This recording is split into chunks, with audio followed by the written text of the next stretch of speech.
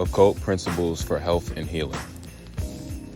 Hello everyone, this is Nemway Productions here, and in today's video, Occult Principles of Health and Healing, Rosicrucian Fellowship Initiate and author Max Heindel provides us with a plethora of powerful wisdom and insightful knowledge regarding the things that contribute to the diminishing of health, and provides us with useful information spanning a wide variety of topics, detailing steps we can take to reverse the damage already done to improve our overall health and take control of our own well-being. In today's video, I plan on tackling only 3 specific chapters that I feel as though will give us a solid baseline and foundation regarding the overall tonality and context of this literary work. This book was written by a member of the Rosicrucian Fellowship Society, and so therefore, many of the topics discussed will be approached from an offshoot, albeit heavily Christian-based theological viewpoint by the author, ranging from discussions on the life and wisdom of Christ to the more offshoot and less mainstream beliefs on the existential phenomena and reality of reincarnation and the implications that past life karma can have on future life incarnations when it comes to dictating the circumstances in which people are born. However, before we dive into the first chapter, I must present you guys with an important concept which is countlessly referred to throughout this book regarding what it is that constitutes the human organism on a physical and metaphysical level, so that we understand the rest of the material moving forward. According to the Rosicrucian tradition, there are 4 primary components which constitute the physical and non-physical components of the human organism. This is according to the Rosicrucian way. The occult science teaches that man is a complex being who possesses a dense body, which is the visible instrument he uses here in this world to fetch and carry the body we ordinarily think of as the whole man, a vital body, which is made of ether and pervades the visible body as ether permeates all other forms, except that human beings specialize a greater amount of the universal ether than other forms. That ethereal body is our instrument for specializing the vital energy of the sun. Third component is the desire body, which is our emotional nature. This finer vehicle pervades both the vital and dense body. It is seen by clairvoyant vision to extend about 16 inches outside our visible body, which is located in the center of this oval cloud, as this yolk is the center of the egg.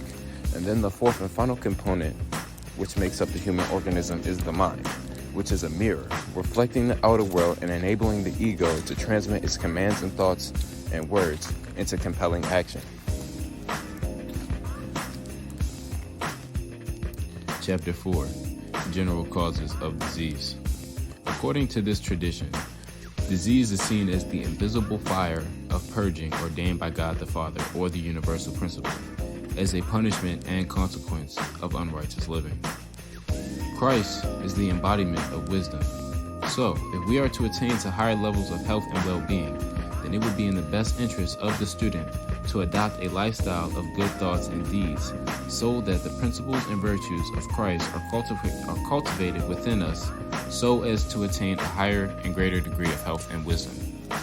Quoting the author, Max Heindel, he states this, quote, "Now this point should be thoroughly understood, that it is the Luciferian taint of passion which has brought sorrow, sin, and suffering into the world.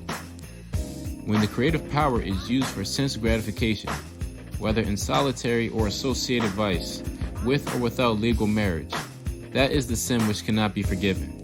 It must be expiated. Humanity as a whole is now suffering for that sin. The debilitated bodies, the sickness that we see around us has been caused by centuries of abuse, and until we learn to subdue our passions, there can be no true health among the human race. Until the Christ life illumines us from within, we do not comprehend, nor do we understand or follow the laws of nature, and consequently, we contract diseases by our ignorant perversion of these laws. As Emerson put it, a man who is sick is a scoundrel in the act of being found out. He has broken the laws of nature." Unquote. Whether it is in the form of overindulgence, pride, vanity, or some other sin, almost all diseases can be traced back to one fundamental fatal flaw: selfishness. General causes of physical disabilities. Quote, with regard to physical abnormalities and deformities, the rule seems to be that as the physical indulgence of passion reacts on the mental state, so the abuse of the mental powers in one life leads to physical disability in later existences. This statement basically means that when you abuse the body on a physical level, you develop a higher proclivity to mental diseases. And so the reverse is also true for when you commit sins of the mind, such as telling a lie, for example. It can lead to physical impairments at some point in the current or subsequent lifetime. An age-old occult maxim states, a lie is both murder and suicide in the desire world. The teachings of the elder brothers given in the Rosicrucian Cosmo conception explain that whenever an occurrence takes place, a certain thought form generated in the invisible world makes a record of the incident. Every time the event is talked about or commented upon, a new thought form is created which coalesces with the original and strengthens it, provided they are both true to the same vibration. But if an untruth is told concerning what happened, then the vibrations of the original and those of the live reproduction are not identical.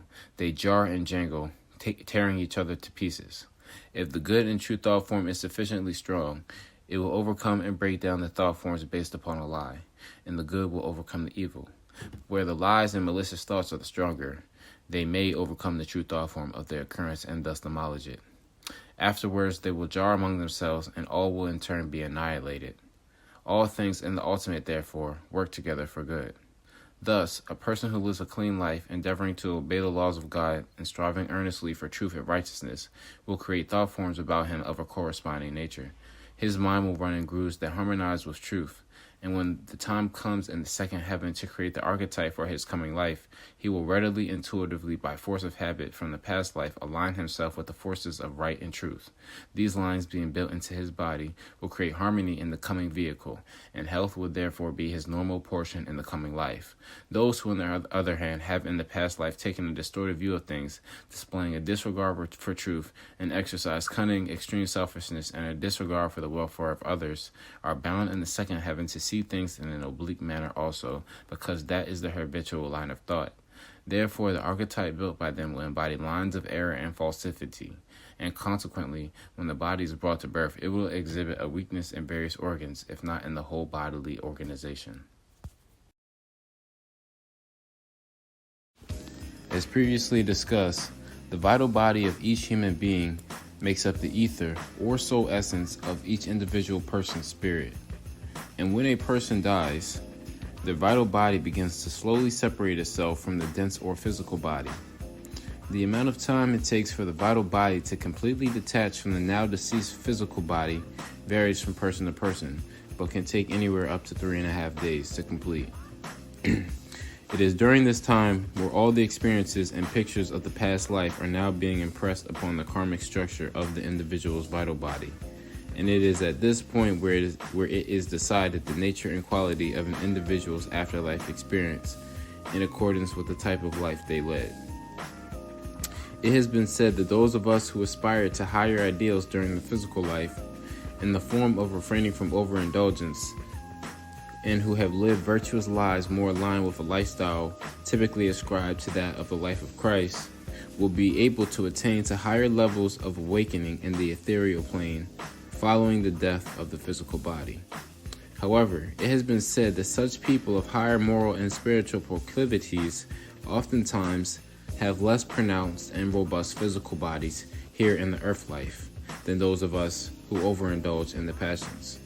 This means that those of us who give in to the desires of the flesh here in the earth life typically, not always, but typically have superior physical forms than those of us with more spiritual aspirations. This is why the most serious and dedicated spiritual seekers on the planet have adopted lifestyles of asceticism, where they refrain from the carnal and worldly sins and desires of the flesh by fasting, remaining sober, and constant meditation, and also avoiding sexual promiscuity. These virtues are basically in an attempt to strengthen the spiritual vehicle of the vital body for greater possibilities shortly following death of the physical body. Chapter 6. Effects of alcohol and tobacco. In this brief chapter, detailing the detrimental effects of substance abuse, the author reminds us of how drink and smoke can lower our faculties of perception and memory, while also diminishing the capacity for us to tap into our spiritual attunement and spiritual self-mastery. Max Heindel recalls an experience he had in an out-of-body state while astral projecting his consciousness to one of the Rosicrucian Order's Masonic temples located on United States soil in Oceanside, California, while physically he was located somewhere overseas in Germany. During this projection, he recalls meeting up with one of the prominent figures and high-ranking officials of the American-based Rosicrucian ministry, who at the time had held a position in the order much higher than Heindel's own. He would begin communing and discussing many different topics while in the out-of-body state with this fellow high-level occultist.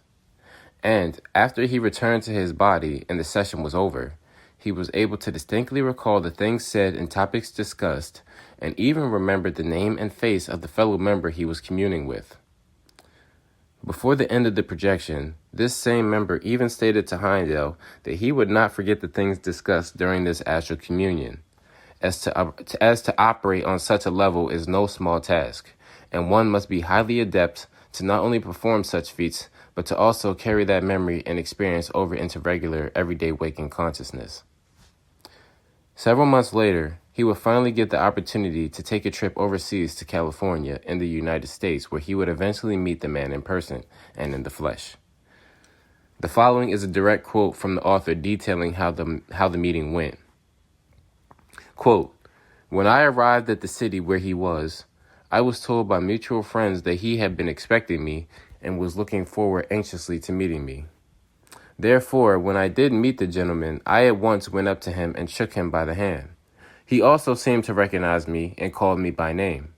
It seemed that there was every indication that he knew all that had happened while we were both out of the body. Besides, he had told me in the temple that he remembered everything that happened to him when out of the body.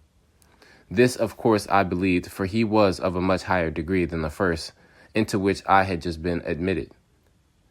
On the day of our physical meeting, after a few moments' conversation, I said something which caused him to stare at me blankly.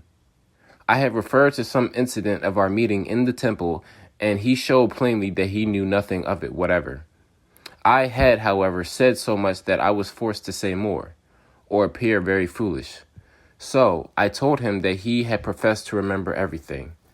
This he denied, and at the end of the interview, he begged me very earnestly to endeavor to find out why it was that he was a lay brother of the Rosicrucian Order, yet could not remember that which took place during his absence from the body." Unquote. Heindel, realizing that anything else said could be potentially compromising, decided to drop the matter, but as he spent more time with this man, he soon found out that this fellow Rosicrucian brother had a habitual habit of smoking lots of tobacco products and drinking almost every day. After this revelation, it became painfully obvious as to why the man could not recall his astral experiences. Because when you overindulge in the dulling recreational practice of smoke and drink, you pollute and dilute your psychic senses to where the higher vibrational essence that make up the human vehicle are deadened. And as a result, the poisoning of the physical body not only affects your health, but also limits your capacity for spiritual attunement in the higher planes of conscious reality.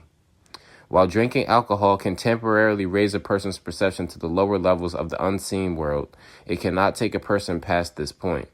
So, in summary, if you are someone who takes your spiritual journey seriously, then you should not smoke or drink. Chapter 10. The Science of Nutrition. In our final chapter of today's video, we will take an extensive dive into the science and occult principles of nutrition and how we should go about balancing our diets. Now, as most of you already know, fruits and vegetables will always be the number one go-to option for healthier eating alternatives when it comes to nutrition. But let me tell you why this is the case. When we look at the typical modern-day Western diet of carnivorous, flesh-filled plates that constitute the majority of our meals, we have to remember a very important fact about such foods. All living organisms have cells, and the cells of animals have an individual life essence that conflicts and struggles against the process of assimilation whenever ingested into the human body.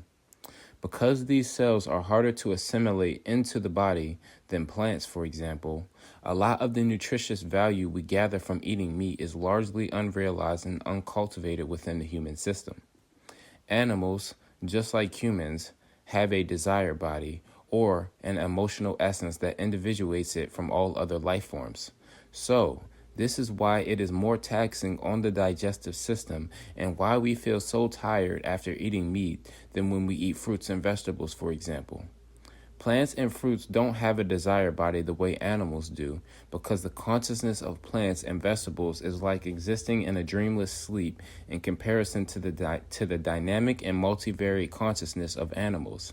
And so therefore the cells that constitute fruits and vegetables have far more etheric substance in them than any meat. This is why you can have fruits sit out in the open for weeks and still be good to eat, but if you were to place the rapidly decaying cells of a lump of flesh from a chicken or cow, for example, out on a table and left it there out in the open, it would soon rot and be no good for consumption within less than 48 hours of not being refrigerated. The difference between meat and fruits and vegetables is that the meat we are eating is coming from something that is already dead, and so therefore the decaying process of the cells have already begun before we picked it up from our local market. This is why we have to put it in the refrigerator or the freezer to preserve it. These decaying cells have noxious gases and poisonous toxins imbibed in the food itself, and when we eat these foods, those same loathsome substances fill our bodies with toxic waste and are the primary leading causes to many sicknesses and illnesses suffered by humans. Quoting the author, this is what he has to say. Quote, "As soon as we adopt the vegetarian diet, we escape one of the most serious menaces of health, namely the putrefaction of particles of flesh embedded between the teeth. And this is not one of the least arguments why a vegetarian diet should be adopted. Fruits, cereals, and vegetables are from their very natures slow to decay. Each particle contains an enormous amount of ether, which keeps it alive and sweet for a long time.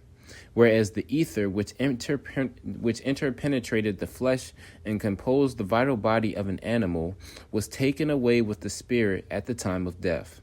Thus, the danger from infection through vegetable foods is very small in the first place, but many of them, so far from being poisonous, are actually antiseptic and antioxidant in their very nature, and to a high degree. But we must not jump to the conclusion that everyone should quit eating meat and live on raw plant life. At our present stage of evolution, there are very few who can do so. We must take care not to raise the vibrations of our bodies too rapidly, for we, to continue our labor among present conditions, must have a body fitted for the work. But let us keep the thought always with us." Unquote. Continuing further in this chapter, the author gives us further powerful insights on the science of how often to eat and how we should manage the types of foods we put into our bodies. Surprisingly, it is actually a potentially more detriment to one's health to drastically alter one's entire diet altogether than to simply remain on the accustomed mixed diet of meats and veggies and starches, as this is because when your body is used to ingesting and operating with certain types of food groups for the majority of your life, to suddenly cut these things out entirely could bring a certain shock to the system, and the lack of that particular form of sustenance can deprive your body of the necessary nutrients it needs to function at normal levels. So, when we do take steps towards improving our diet and eating habits, it is best to progress slowly. If we are to realize greater levels of health as a result of proper nutrition, then it would be in our best interest to adopt a palette of foods high in starches, fibers, and other such foods like rice, corn, whole wheat breads, peas, and soybeans, coupled in with nutrient-dense vegetables like celery, onions, carrots, and greens. And with this, I want to touch on the final and undoubtedly most controversial point made in this chapter, and that is talking about fasting.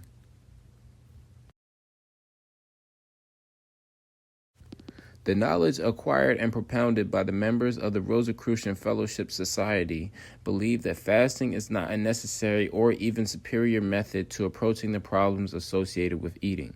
According to this book, fasting is inherently unnatural, and so, while there are benefits to be had, it is oftentimes only utilized in extreme cases of cleansing the body after a period of serious nutritional indiscretion. Meaning that you should only be fasting for a whole day or more when you just recently made some really bad dietary decisions, as the body in its natural state is to be fed when it's hungry. And it is much more common for people of today to suffer illness from overeating than to suffer illness from lack of available food. Okay, guys, and with that, we have finished up our final chapter for today's video. Has any of the topics discussed been of useful and insightful information to you? If you guys enjoyed this video, please let me know in the comments, and make sure to like the video if you want me to do a part 2 on occult principles of health and healing. Thanks so much for watching, and I'll see you all in the next one.